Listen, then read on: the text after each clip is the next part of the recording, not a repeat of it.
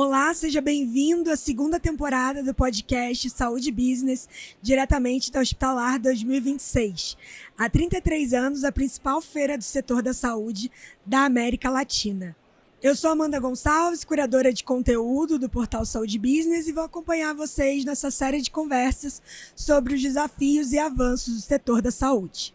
Se você é novo por aqui, o Saúde Business é o portal especializado no setor da saúde com foco em gestão e canal oficial também dos eventos do Hospitalar, Healthcare Innovation Show e Saúde Business Forum.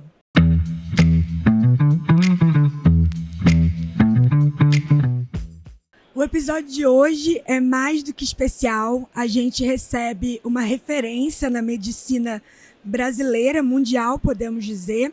Eu recebo hoje José de Jesus Peixoto Camargo, cirurgião torácico e referência em transplantes de pulmão, também conhecido como JJ Camargo. Seja muito bem-vindo. Muito obrigado, um prazer enorme estar aqui.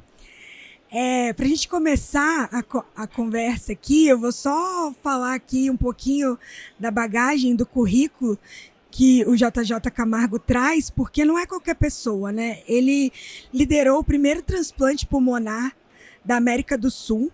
Ele fez o primeiro transplante de pulmão com doadores vivos fora dos Estados Unidos, né? E hoje representa a terceira maior experiência mundial nessa área.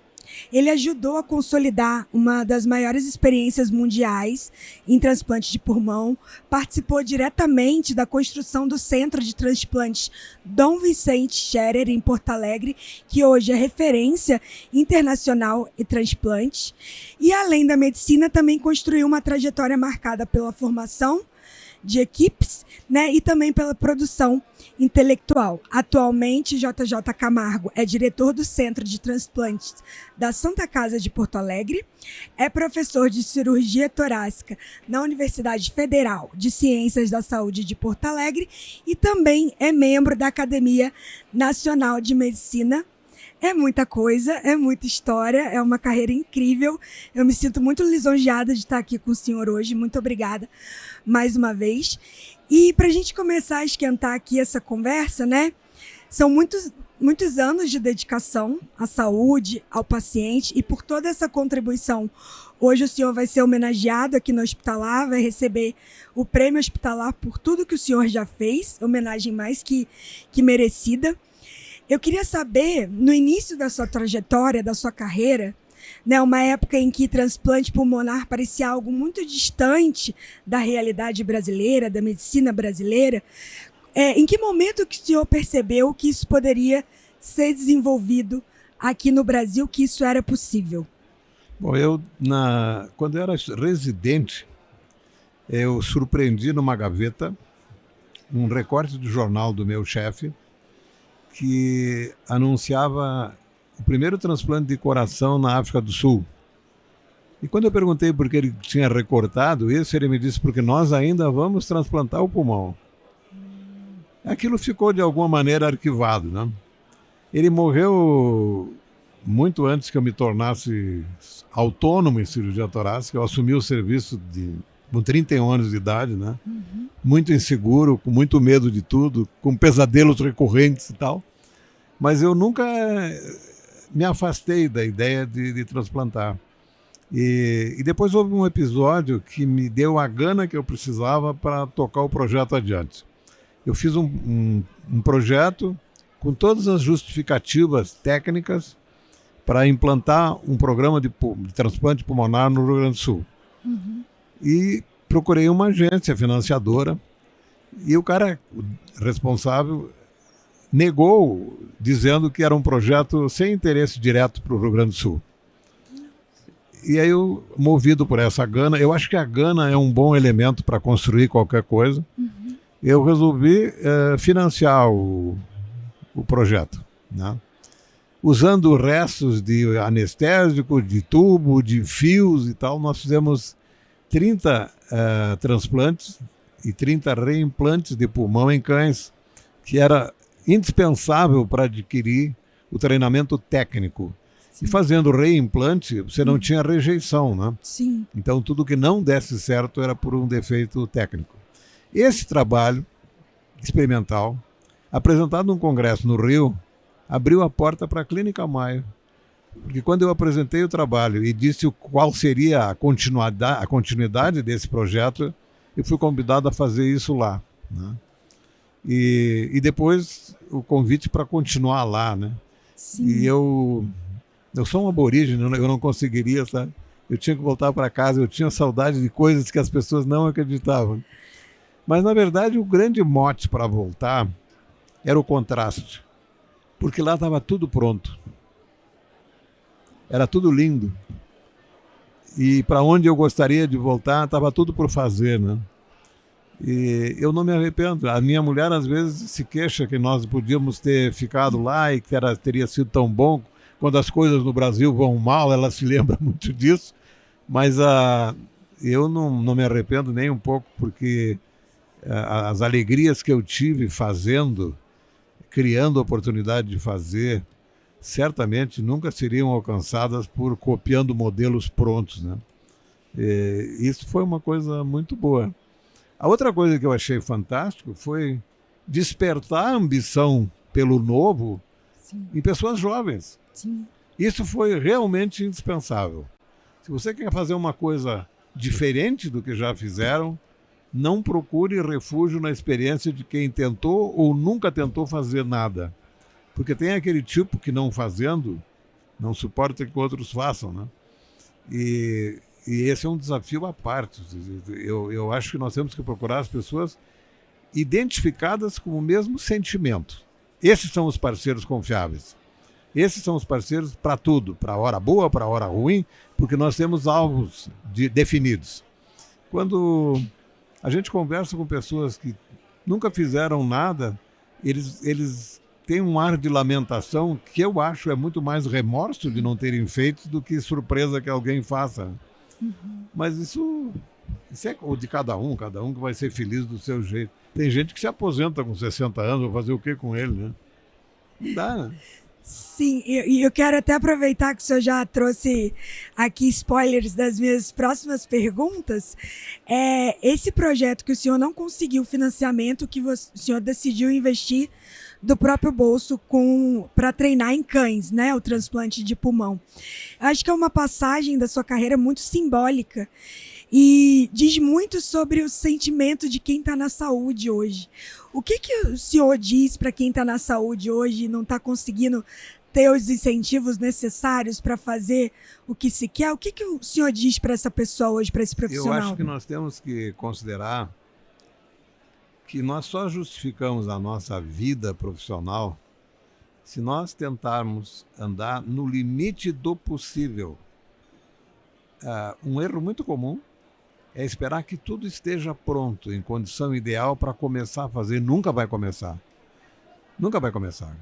Comece e corra o risco, se exponha, mas não desista de fazer melhor, né? Eu sei o que custou isso, né? O primeiro transplante foi um sucesso, tem uma repercussão enorme. O segundo transplante, o paciente morreu. Não tinha nada a ver com o transplante, uma complicação não relacionada.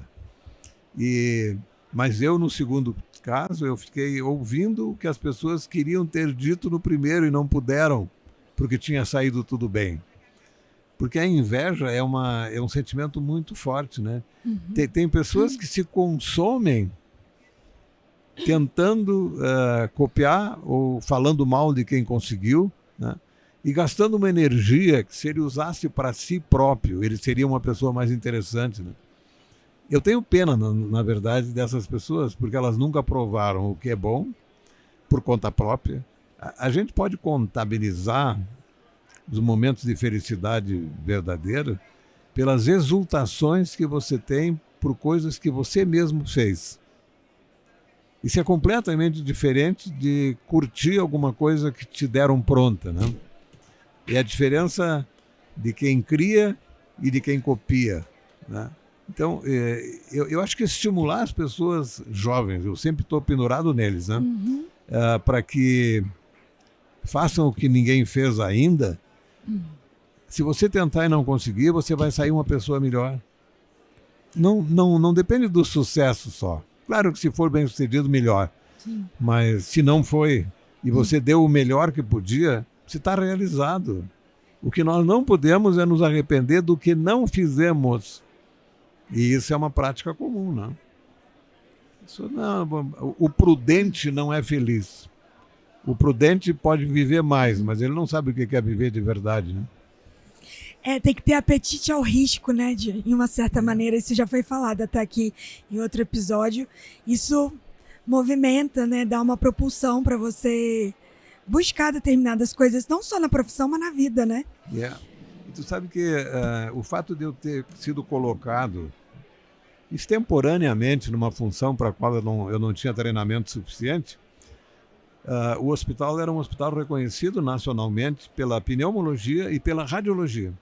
E aí morre o chefe da cirurgia e coloca um garotão lá, um magro de 31 anos, para desempenhar. Eu passei uma época muito ruim, né? Dormia mal e tal. Aí uma tarde eu fui falar com meu pai, que morava no interior, em Vacaria, uma cidade do interior.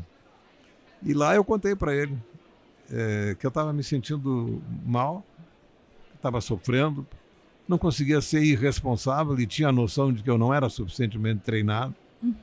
O pai ouviu em silêncio, eu tinha aprendido a respeitar o silêncio do meu pai, quando ele me fez duas perguntas.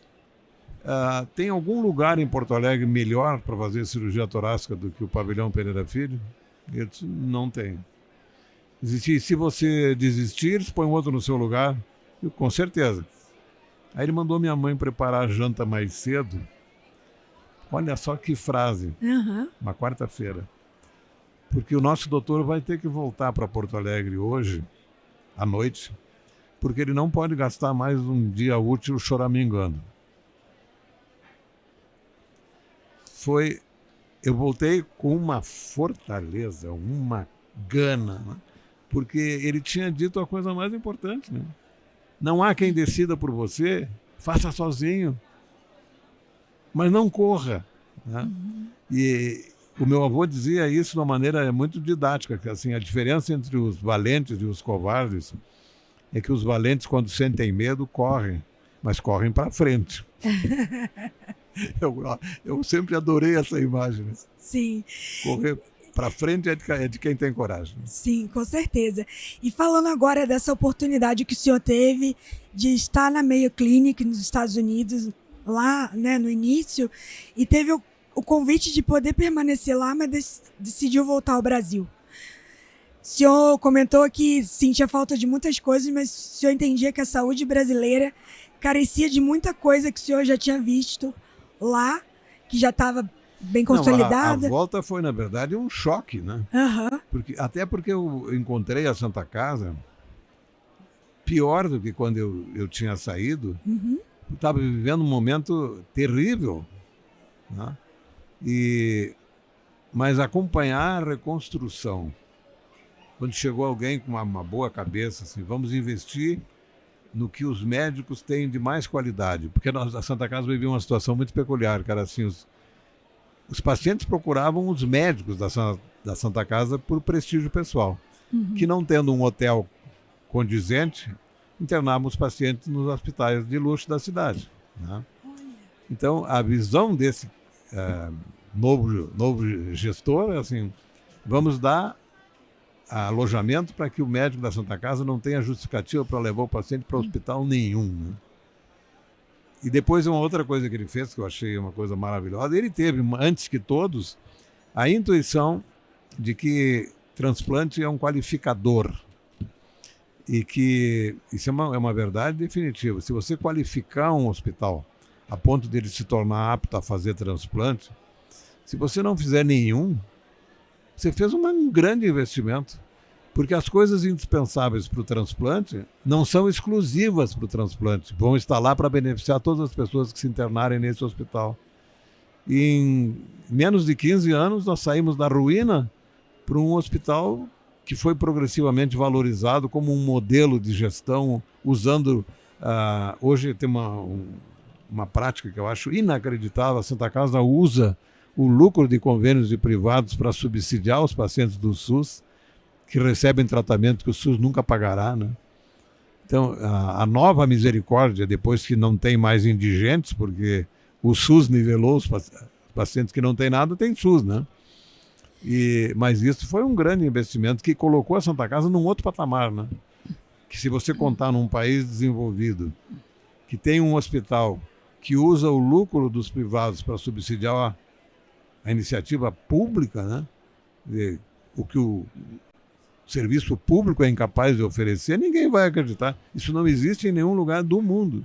Tá?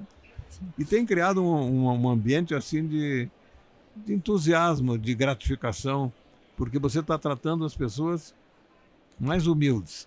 E as pessoas mais humildes são as que são mais aptas a expressar gratidão e reconhecimento, né?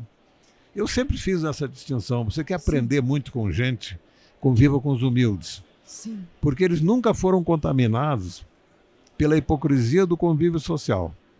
Eles sempre foram o que foram e se bastavam nisso, né? Sim.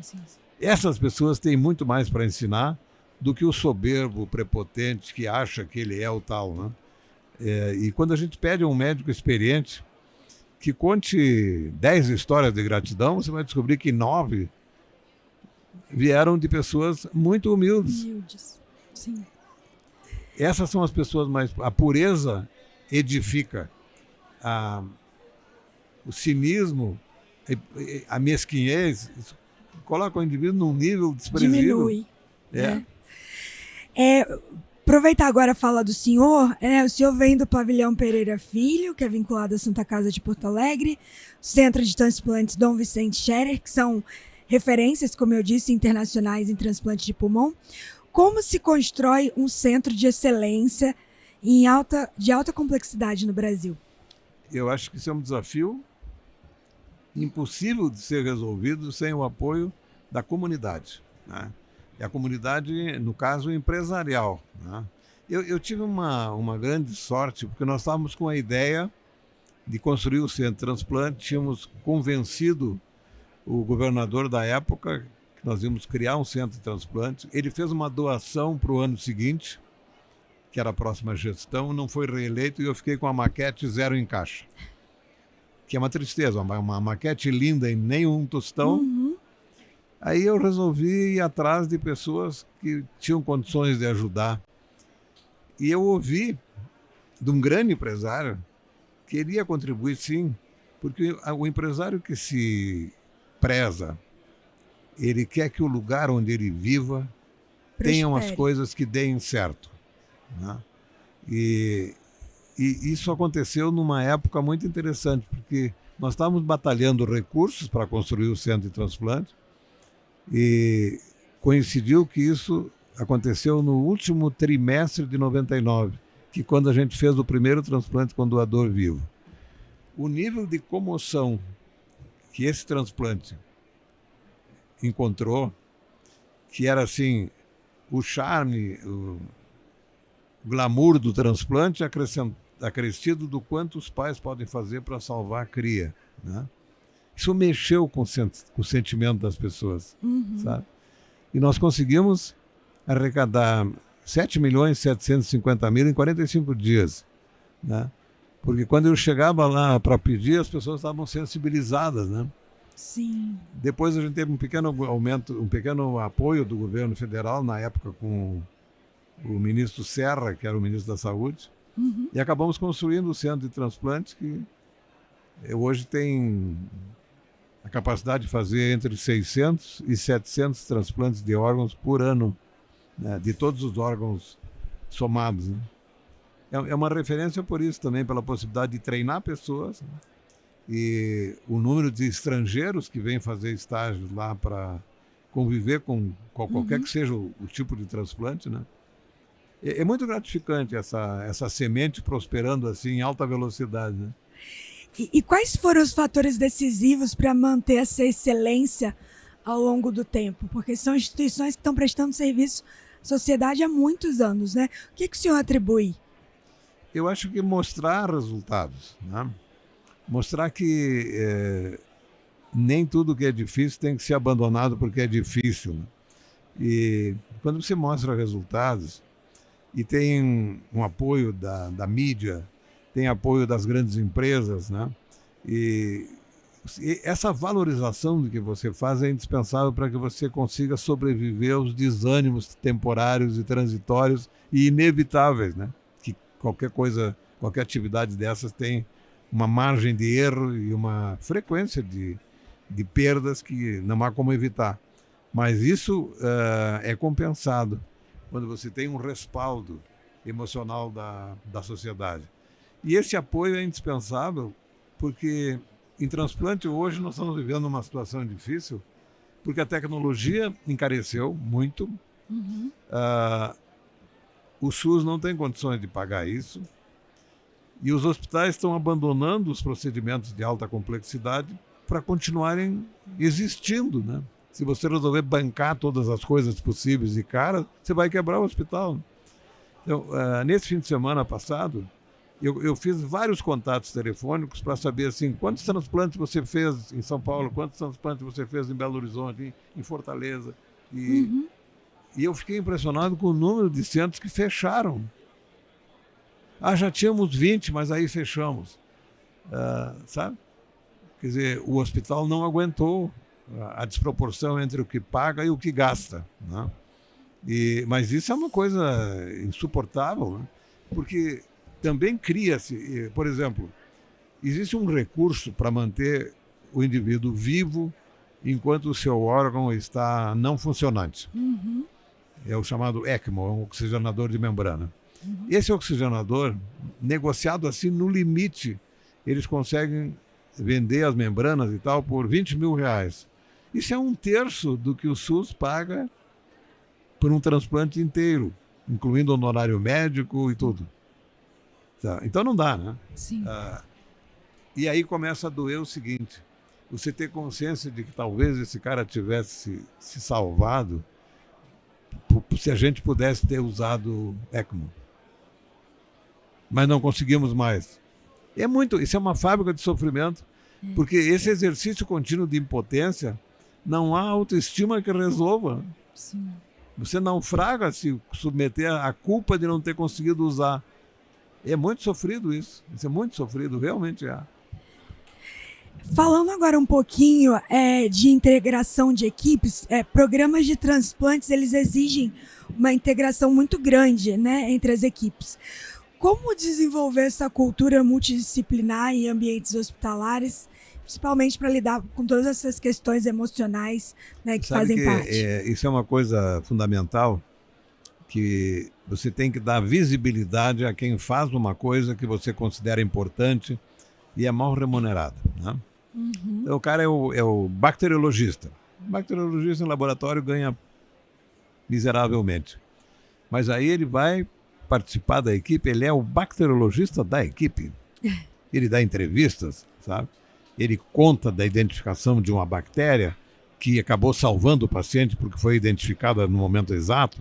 Então, a valorização das pessoas, diferentemente do que muita gente imagina, às vezes é mais reconhecido e festejado do que o salário. Então, quer ter um grupo, e tem que ter um grupo multidisciplinar atuante, dê visibilidade a eles, né? Mas a gente gostaria de gravar uma entrevista com o senhor hoje sobre... Não, hoje você vai falar com um assistente social que está fazendo um trabalho maravilhoso. Sabe?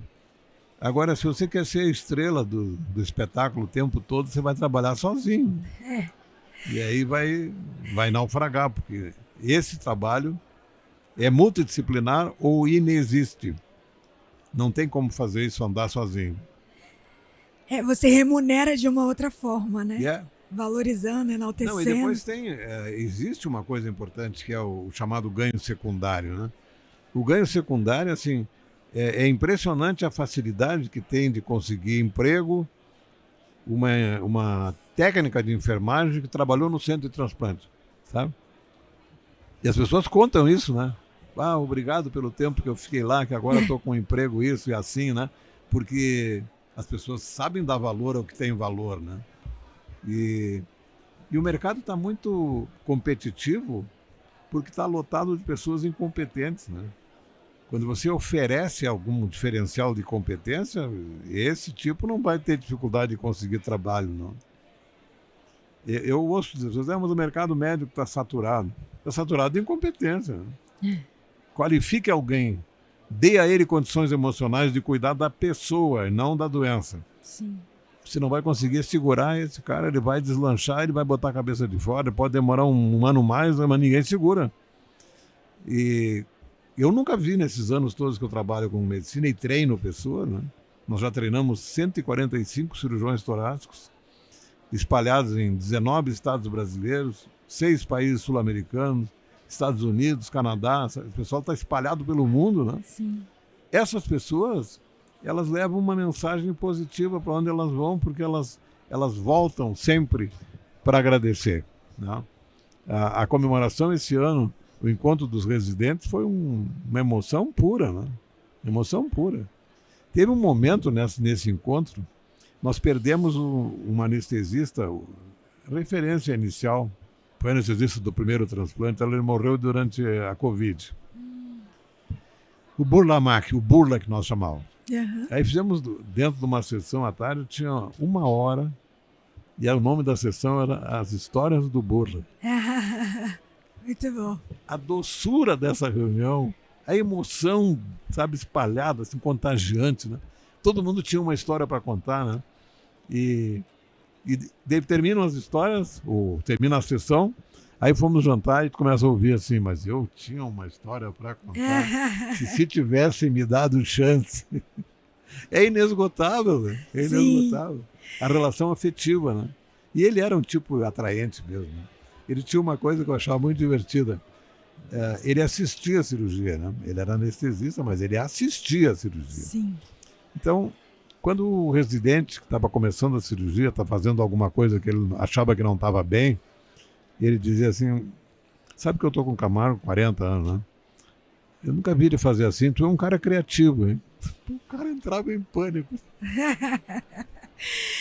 E deixa eu perguntar pro senhor, o senhor já liderou mais de 800 transplantes pulmonares, segundo a minha cola aqui. O que muda em uma instituição quando ela alcança grande escala em procedimentos de alta complexidade? Bom, uma coisa que é óbvio que muda é que muda a gravidade dos casos, né? Quando um serviço assume um patamar de treinamento e tal, começa a receber casos que lá no início você não transplantaria, né? Uhum. Isso certamente aumenta a dificuldade e aumenta o risco, né? Mas é uma consequência da experiência construída, né? Outra coisa que eu acho muito interessante, um dia desse um paciente de Aracaju, transplantado, ele disse, o senhor sabe, doutor, que eu tenho pensado muito na equipe de vocês. E eu me dei conta que, como vocês são parecidos, eu fiquei com aquilo martelando, depois me deu conta, nós não somos parecidos, é que os diferentes caíram fora, né? Não entrosaram, né? Não beberam da mesma água. Não. Quando você trabalha com uma condição extrema, assim, de alta complexidade, você sofre, né? É inevitável que sofra. E quem não tem afeto para dar, se sente excluído. E aí você exclui todos os rígidos, e aí, que surpresa, os que sobraram são parecidos, né? Claro, sobreviventes, né? Mas isso é uma seleção natural inevitável, né? Inevitável. Os que ficam se identificam com o mesmo sentimento. Né? E eu queria saber qual o maior erro que um hospital pode cometer ao tentar construir um programa de alta complexidade? E não ter financiamento. Né? Isso foi cometido inúmeras vezes em transplante. Né? Uhum. Hospitais sem infraestrutura para alta complexidade se propõem a fazer.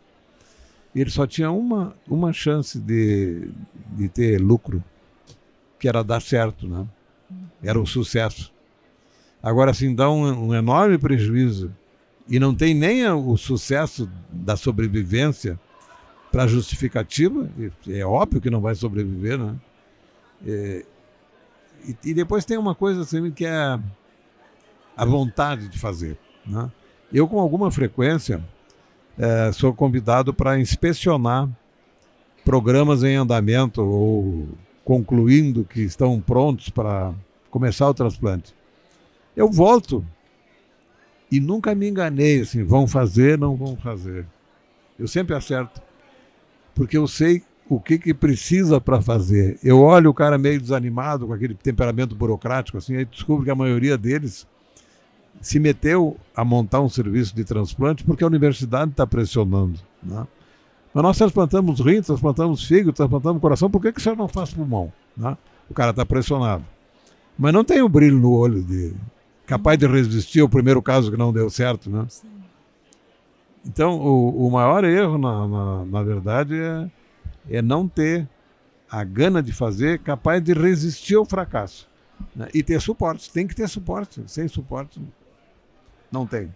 E muitos centros deixaram de fazer transplante por conta do primeiro fracasso.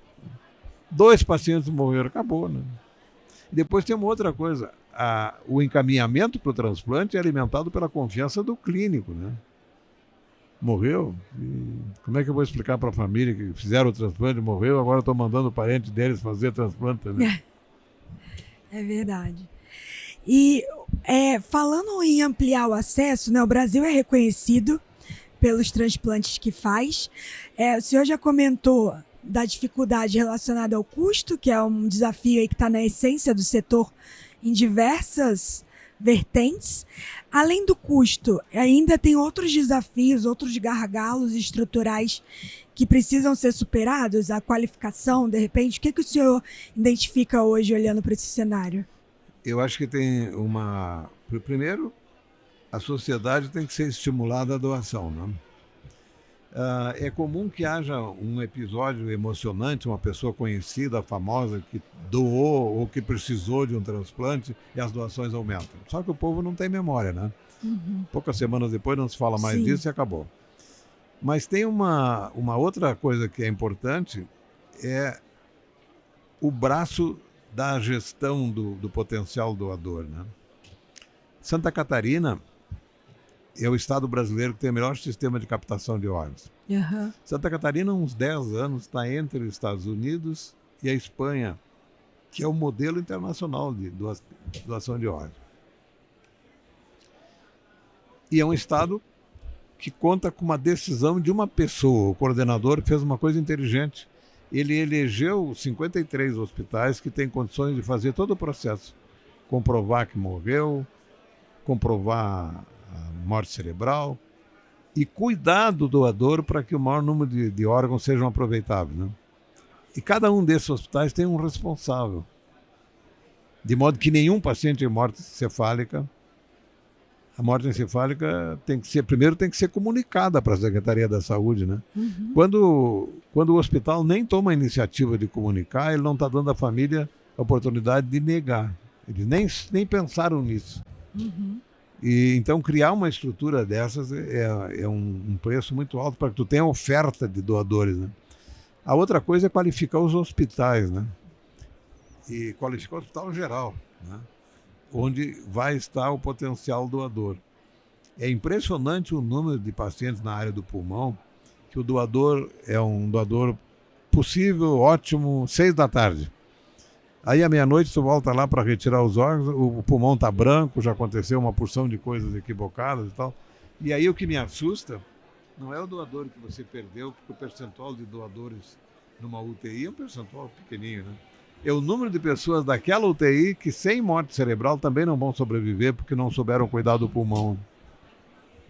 Então, a busca de órgãos para transplante de pulmão é o maior delator das péssimas condições da maioria das nossas UTIs, né?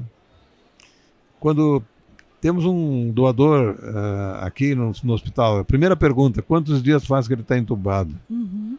A maioria dos pacientes que está entubado há mais de 3 dias já tem pulmão infectado e tal. Sabe? Então, a preparação para fazer transplante envolve a qualificação de UTIs que não necessariamente vão produzir doadores, né? Mas vão preservar o pulmão no caso de haver morte cerebral para que ele possa ser usado. Isso é uma batalha constante, né? Constante. Então tem muita coisa que a Secretaria da Saúde tem que ter uma disponibilidade, uma logística absolutamente pronta, né? Porque às vezes assim a família doa, sim, doa, mas tem que devolver o corpo às 7 da manhã. Aí a logística para transporte não deu certo, mas não deu, então entrega o corpo à família. Tá? Então, tem várias coisas que são causas ridículas de perda por questões de gestão. Eu fico doente quando eu vejo alguém precisando de um pulmão que foi perdido por uma estupidez. Né? Porque depende o fato de ser multidisciplinar significa que tem muita margem de erro. Sim. Tem muitos incompetentes disponíveis. Né? Muita gente envolvida, muitas variantes, né? E agora vamos falar um pouquinho de tecnologia, né? Quando o senhor começou na área de cirurgia torácica, transplante, era uma especialidade. Com o tempo, tecnologias foram desenvolvidas. Como que o senhor enxerga hoje o impacto da inteligência artificial, da medicina de precisão na área de cirurgia torácica e transplante de pulmão? Tudo que melhora o jeito de fazer é bem-vindo, né? E tem inúmeras coisas dessas que são fantásticas, né? Nada contribuiu mais para o sucesso do transplante de pulmão do que colocar o indivíduo, os pulmões do potencial doador numa máquina e testar a funcionalidade dele. Isso permitiu, por exemplo, usar órgãos retirados de pessoas que o coração já tinha parado. Né? Se sabe que se for retirado rapidamente ele pode ser usado ainda, mas você tem que ter certeza. Você não pode submeter a insanidade de implantar o pulmão para ver se ele funciona. Né? Sim. Se ele não funciona, o cara morreu. Sim. Então, se coloca na máquina e mede a função dele na máquina. Então, quando você vai implantar, é uma certeza, não é uma aventura. Sim. Mas tem várias coisas que estão sendo feitas para aumentar o número de pulmões de órgãos aproveitáveis e com segurança de que o resultado não vai ser comprometido. Hoje tem coisas maravilhosas, quase todas elas oriundas de Toronto, né, que é o Centro Mundial de Transplante de Pulmão. Durante décadas se determinou que a melhor temperatura para conservar o órgão era 4 graus. Né? Aí fizeram uma pesquisa, o 4 graus dava um tempo de no máximo 6 horas entre a retirada do órgão e o início da circulação do sangue no receptor. E aí era uma correria, né? Aí eles demonstraram que 10 graus tu permite um tempo muito maior. Né? A primeira coisa que em Toronto acabou o transplante noturno. Madrugada que está todo mundo cansado. Né? Isso é contraproducente. Né? Tu erra muito mais quando está cansado. Né? Coisas que não tem margem para erro é uma temeridade de cansado. Né? Então agora ele ficou quase um procedimento eletivo, né? 7 da manhã, todo mundo de cara boa, banho tomado, animados, vamos lá, né? Mas a outra coisa que eles fizeram, que eu achei maravilhoso, você pode transformar. Sabe quando aparece um doador, a primeira coisa que tu quer saber é qual é o tipo sanguíneo. Porque tem que combinar com o tipo sanguíneo do receptor. Eles desenvolveram uma técnica de eletroforese, tá? Que eles eliminam os A e B, fica tudo zero, tudo O, né? Olha! Transformam os doadores em doadores universais. Compatível com... Aí é conforme a necessidade, né? Ou conforme a gravidade do caso. Porque às vezes o cara morre porque apareceu um doador que não era do grupo sanguíneo dele, né? Mais uma dessas perdas, né? Que o senhor fica inconformado, né? Isso é fascinante, mas também é enlouquecedor quando tu tem a consciência. Porque não tem nada mais demolidor do ponto de vista emocional do que tu perder alguém por uma coincidência desfavorável, né? É muito ruim. Ou porque você tem a consciência de que você não fez tudo o que podia. O imperdoável, na verdade, é isso, né? Sim. A sensação de que eu fiz menos do que poderia. Poderia ter sido melhor. Não tem conserto. Sim. E pensando no nível da gestão de uma instituição de saúde, ao adquirir essas tecnologias que tanto têm facilitado, aperfeiçoado esse cuidado, o que o senhor orienta que precisa ser avaliado na hora de incorporar essas tecnologias? Viabilidade econômica. Senão vira um sonho frustrado. Usou um caso e não conseguiu replicar. E aí você não vai ter experiência. E aí tu acaba comprometendo a fama do método, né? Ah, mas eu usei em 2 casos, não funcionou. Provavelmente fez algum erro e está querendo julgar por uma experiência de 2 casos, né? Sabe? A solidez das experiências se constrói com grandes números, né? E depois tem que ter uma obsessão por controle de dados, né? Banco de dados é fundamental. Senão você pode envelhecer fazendo a mesma coisa sem ter experiência, né? Você não tem dados objetivos para comparar, né? Tem algumas coisas que não são negociáveis, né? Ou você tem ou você não vai fazer nada direito, né? O banco de dados é uma delas, né? Agora, um outro lado do JJ Camargo, que além de tudo que você já fez pela saúde brasileira, enfim, mundial, você também tem uma carreira como escritor e cronista. Eu queria saber se a literatura e a escrita te influenciam a ter uma visão sobre cuidado e humanidade melhor, mais integrada, saúde. Eu sempre escrevi. Mas escrevia para mim, né? Escrevia para protestar, Meu primeiro livro de crônicas, até um tipo bem sugestivo, que era assim, não pensem por mim, né? O Não Pensem por Mim era uma crítica aos livros de autoajuda, que estão querendo sempre ensinar pessoas diferentes a ficarem bem usando métodos iguais, né? Pessoas são diferentes. Mas quando eu escrevi assim, esporadicamente, quando morreu o Moacir Scliar, o nosso imortal, né? Sim. Ele morreu em 2011. O jornal, ele durante 20 anos, ele escreveu semanalmente num caderno chamado Vida, da Zero Hora, que é o principal jornal do Rio Grande do Sul. E quando ele morreu, eles convidaram 4 médicos que escreviam, eventualmente, para cada uma escrever uma crônica por mês, né? Então, fechava as 4 semanas. Uns meses depois, eles me chamaram e falaram, olha, vamos interromper o rodízio e você vai assumir. Eu fico muito assustado.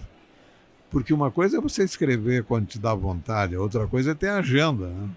Agenda. O compromisso, né? Agenda. Mas eu acabei aceitando por uma causa maior, né?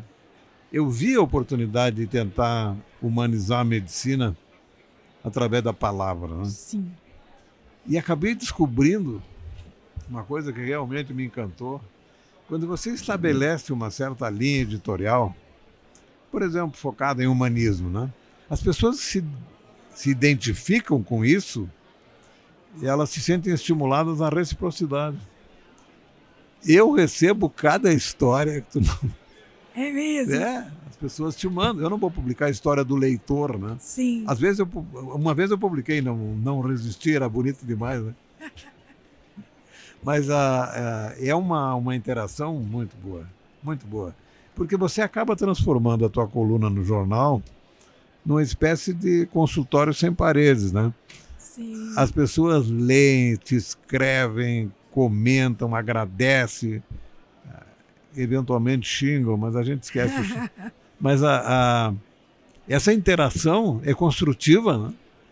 E claro que as pessoas acabam interagindo por identificação. Então, lá pelas tantas, é uma gestão de afeto, né? De carinho, de gratidão. É muito bonito isso. Sim. Muito.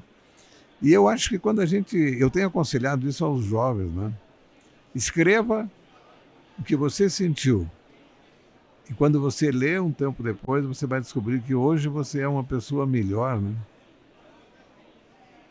Porque quando a gente escreve, a gente coloca no papel o que a gente tem dentro, né? Sim. Ninguém escreve para enganar ninguém, né? Sim. Sabe? Para fazer de conta, não. Sim. É você com você mesmo, né? Eu acho muito bom. Eu aconselho os estudantes, né? Escreva, né? E eu criei um curso que se chama Medicina da Pessoa. Olha. Esse curso tem me dado alegrias que tu não imagina. É mesmo? É. Esse curso estava latente há um tempo e segunda-feira que vem nós vamos começar a 6ª edição, né? A primeira edição ele foi para os alunos da Universidade Federal de Ciências da Saúde e para os residentes da Santa Casa. Só que eu levei para dar aula, porque é tudo online, né? O pessoal do Samaritano no Rio, que são donos do mais antigo programa de humanidades na saúde. Quando eu fui fazer a segunda edição, eles me disseram, mas só um pouquinho, mas se o curso é virtual e é grátis, por que você não abre, né? Quando nós terminamos a 4ª edição, nós já tínhamos produzido um livro, é um livro maravilhoso, que vai estar disponível hoje para autógrafo aqui. Ah, sim, depois da e premiação. esse livro que se chama Medicina da Pessoa, né? Medicina da Pessoa no século XXI. E nós temos 46 faculdades de medicina apoiando, as melhores do Brasil, assim, a USP, a Unifesp, essas faculdades todas estão conosco, né? E quando nós fechamos a 4ª edição, nós tínhamos 3.000 alunos matriculados, né? Nossa. Porque assim, plataforma Zoom não tem. Sejam bem-vindos. Eu ia perguntar se eu já pensou em fazer um podcast. Quem sabe? E dá, né? Ou se dá. A gente está chegando ao fim aqui, eu tenho algumas perguntinhas para a gente finalizar. O senhor falou agora dos jovens, né? Qual conselho o senhor dá para os jovens médicos e líderes da saúde que desejam construir um legado? Eu acho que a primeira coisa, você tem que reunir técnica com humanismo. Ninguém prospera fazendo só técnica, né? Por melhor que ele seja, ele terá perdido o lado mais encantador da medicina, que é a proximidade do paciente, o encontro, a gratidão, né? Se ele não aproveitar isso, ele vai ficar muito chateado quando ele descobrir, não vai demorar muito, para descobrir que as doenças são muito chatas, elas se repetem, né? O que é interessante é o dono da doença. E esse sim é original cada vez. Isso é a coisa mais interessante. Imagina assim, as pessoas são criadas no mesmo jeito, vivem no mesmo lugar, passaram pelas mesmas experiências e sofrem de maneira completamente original. Se o médico tiver um pouco de paciência para ouvir, ele vai entender uma coisa muito importante, né? Não há matéria-prima mais rica para se tornar um especialista em gente do que conviver com o paciente. Porque quando nós somos doentes, nós somos autênticos. O sofrimento tem essa condição, ele autentica as pessoas. O sofredor não dissimula nada, né? Ele é o que ele é, né? Sim. E conviver com essa gente, quando eu vejo um médico que 10 anos ainda não se tornou um entendido em gente, eu sempre fico pensando, esse cara está desperdiçando a melhor matéria-prima disponível porque ele não foi capaz de ouvir as pessoas, né? É uma pena isso quando ocorre. As pessoas estão desperdiçando viver de verdade, né? Sim. E tem gente que acha que viver e durar é a mesma coisa. Aí também não tem jeito, né? Com aí não dá. certeza. E eu sempre digo para meus residentes assim, procure os seus iguais, os seus similares. Porque você não vai querer fazer um tosco, virar sensível e gostar de poesia. Não vai gostar. Sim. Mas você tem que identificar as pessoas que têm os mesmos sentimentos, né? E esperar que os outros... E o conselho que eu dou quando o cara é rígido e muito tosco, você pode fazer medicina, pode, mas você vai fazer uma atividade que não tenha proximidade com o paciente. Você pode ser radiologista, você pode ser patologista, excelente, né? Mas não se exponha ao ridículo de conviver com quem sofre, porque você vai passar pela coisa mais agressiva da autoestima, que é a sensação de ser tolerado. A sensação de tolerância é insuportável. Quando você tem a noção, eu nem estou falando de casamento, se você tem a noção de que você está sendo tolerado, acabou a chance de felicidade, né? E isso acontece muitas vezes com o médico, que tem lá um plano de saúde, que o paciente consulta com ele só porque aquele médico é que tem o plano de saúde. Mas eu não gosto dele, ele também não gosta de mim, sabe? É horrível. Isso é um desperdício de viver, né? Viver vazio, viver no vazio. Verdade. E para a gente finalizar, olhando para a saúde brasileira hoje, o que mais te preocupa e o que mais te traz esperança? Eu acho que a juventude é sempre a fonte da esperança, né? E o que me preocupa é a disparidade. A disparidade social cria atitudes e reações que são desumanas, né? Quando você, em qualquer situação, fazendo qualquer coisa, quando a tua meta única é a sobrevivência, você vai descobrir que essa necessidade é o pior conselheiro ético que existe. Quando você está pressionado a sobreviver, custe o que custar, não tem padrões éticos para te reger, né? Isso é uma verdade assim, indiscutível. Se você quer ter um país mais saudável, mais feliz, diminua a distância entre as camadas sociais, né? Porque senão... Agora, você não pode fazer isso, como se pretendeu muitas vezes em muitos lugares do mundo, à força, né? Agora vocês vão ter todos iguais, vocês vão ser a mesma pobreza, não. E isso também tem que preservar os valores, a capacidade de cada um. Você não pode fazer com que uma pessoa que é genial tenha o mesmo acesso à condição de vida do que uma pessoa que não se esforçou, que não estudou. Né? O mundo está muito disparelho, né? E a desigualdade social no Brasil é uma afronta para a saúde, né? Quer dizer, tem pessoas que... Eu sofro muito com isso. Quando vivi assim, dei uma receita e o cara me perguntou se eu tinha amostra grátis. Eu disse, por quê? Não, doutor, eu tenho que confessar para o senhor me deu esse dinheiro para comprar remédio, né? Ah, mas se o senhor não tem amostra grátis, nem vai adiantar, porque eu vou comprar comida, né?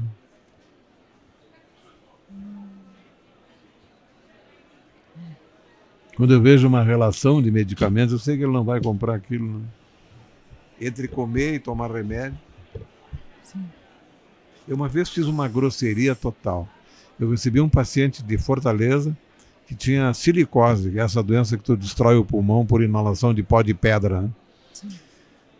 E ele estava acompanhado de um irmão saudável. Quando ele me contou como é que era a vida lá, ele disse, olha, nós já perdemos 3 irmãos por silicose. E aí eu estava num dia péssimo, porque eu disse para ele, mas nem com o exemplo dos seus irmãos você não se animou a fazer outra coisa? Ele disse, não, doutor, é que o senhor não sabe como é o sertão. No sertão a gente muitas vezes tem que escolher entre a fome e a falta de ar.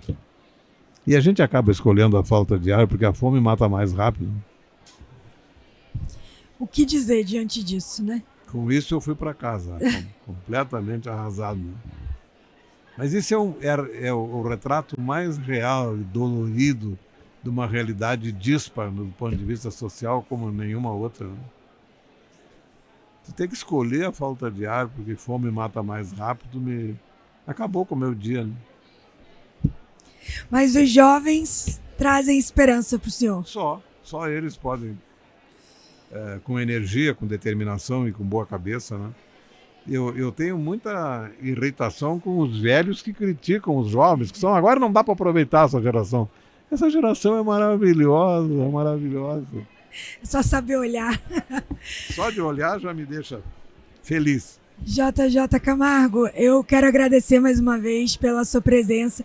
Se eu já o admirava, eu admiro ainda mais por toda a sua humanidade, tudo que a gente conversou aqui. Acho que daria pra gente ficar horas a mais aqui conversando. Que bom. Muito obrigada, de verdade. Foi um prazer muito grande para mim. E a você que nos acompanhou, espero que tenha aproveitado tanto quanto a gente aqui. E eu te vejo no próximo episódio.